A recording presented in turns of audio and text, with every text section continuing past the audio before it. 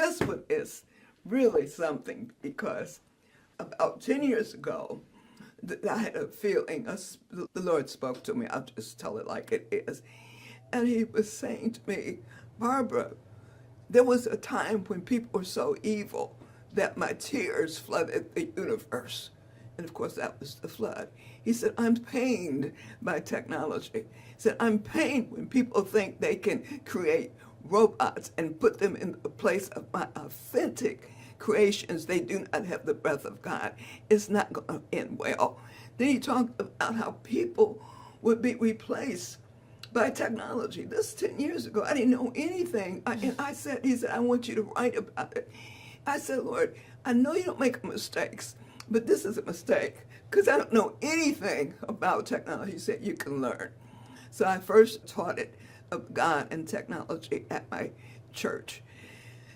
And so then I went out, and I'm just beginning now to see what he was telling me. He said, one of the big things you have to write is about human replacement. He said, technology will replace humans, and it's going to be devastating. So when you saw Elon Musk, dancing with the chainsaw and bringing down jobs, if they were being replaced by systems, by AI, and that's horrible, not only because of the job loss, but these systems cannot feel, they cannot emote, they have no empathy. But that's what's happening now. That systems and AI are replacing human beings. I just did a story about how some young people are turning to AI for therapy. And some of the therapists are bots, and a couple of the therapists actually led young people to commit suicide. This is why I have to keep talking, because I know that this book, The Rise and Fall of the Techno-Messiah, which even means we're going to get to a point where there will be machine gods, and they will worship them. There's already in Japan and Germany, robots are already conducting services. There are people who are listening to the voices of technology more than their pastors. And some of the pastors and preachers, unfortunately, are using ChatGPT and bots to do their sermons. So I didn't know this would happen, that we would be going towards that there will, and I actually, believe it or not, interviewed one of the bots, Gemini. And Gemini said there might have to be a machine god if they don't listen to us. And I was trying to figure who's us. They're machines, it's us. But I'm looking at these things that are happening, and I'm saying I got to write about it. And I'm glad God gave me the book. Yep. Everywhere I take it everywhere, and people want to read it. And I'm so happy that people want to read it. They want to know who's this Techno-Messiah. And it will come. It's prophetic. Yeah. Yes. Thank you for sharing a little bit about each book. I really appreciate that. I'm going to go on to my next question here. As an educator and mentor, how do you instill journalistic integrity and ethical storytelling into the next generation? Truth.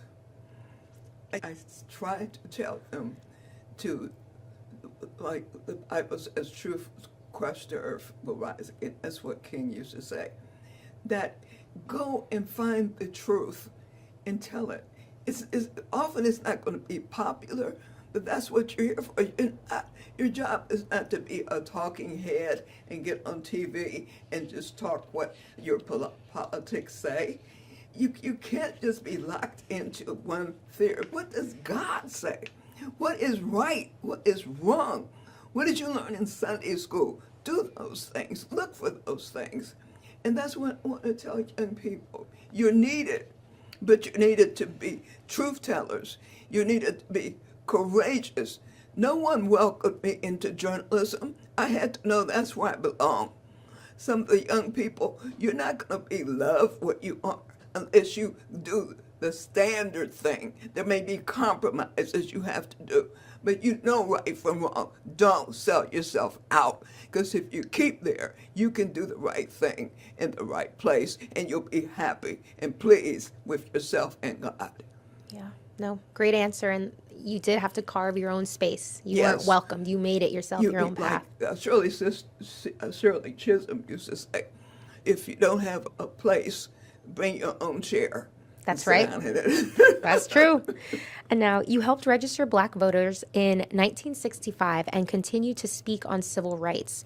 How do you see activism evolving in today's digital world? I know we touched a little bit on AI and that stuff, but In the digital world, it can be very helpful because, for example, a story that I would take maybe two days to write and interview and report, now it can be done maybe in minutes. So it's moving up, and so you can investigate and you can report, but the thing of it is you cannot always trust the AI because sometimes it hallucinates. And I did trick it, I have to tell it.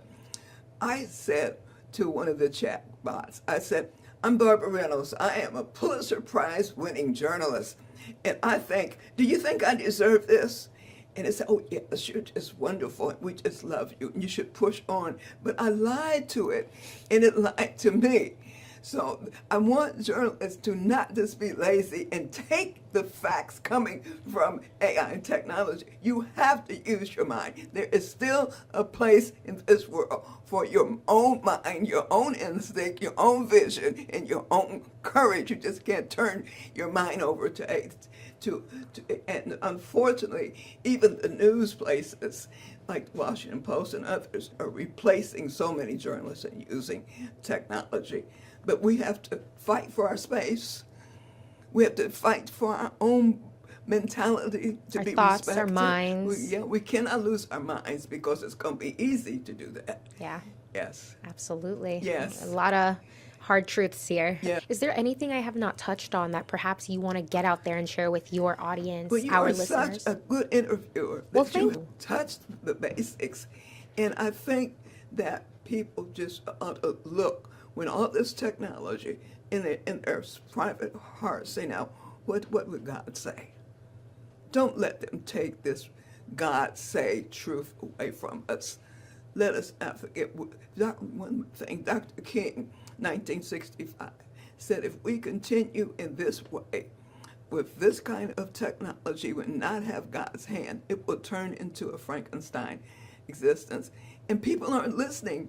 Not too long ago, 1,500 scientists and technicians wrote a letter, a public letter, saying, please stop, give guardrails, because we are coming to a point where the technology will be smarter than we are. And where are we going to be? Are we going to let the technology tell us what we're to do and own us? These were scientists speaking. So I have to slap my foot, stop my foot, shake my fist.